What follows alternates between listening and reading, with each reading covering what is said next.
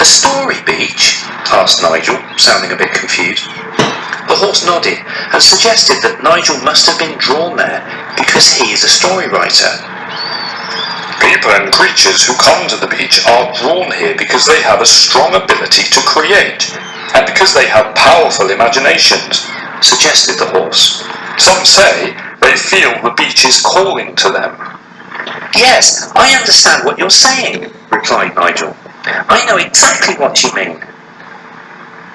The horse began nibbling at some of the dune grass next to the base of Nigel's favourite tree. "The thing is," said Nigel hesitantly, "I came here to find inspiration so that I might write a story, but for some reason, story ideas are just not coming to me today." The horse nodded, as if understanding what Nigel was saying. "That's interesting. I too am struggling to come up with any ideas today. Perhaps we could create a story together," he suggested. Nigel's face lit up at the suggestion. "What a great idea!" he peeped. "With two of us working together, we are sure to come up with something." And so the horse settled down on the sand under the shady palm tree. Nigel sat next to him and they began trying to come up with an idea for a story.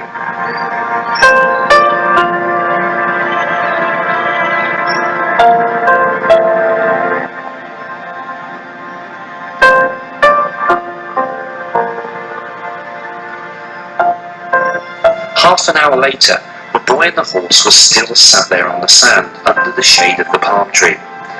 The horse was now lying on its side, listening to the sound of the waves. Nigel was leaning up against his new friend's back, doodling random sketches in his notepad. Both were still awaiting inspiration. Even together, they had struggled to come up with any results. They had touched on a few ideas, but nothing firm enough to create a story from. "I don't understand it," said Nigel, sounding quite frustrated. "I don't normally have to wait this long before an idea comes to me." The horse gave a yawn, then stood up and stretched.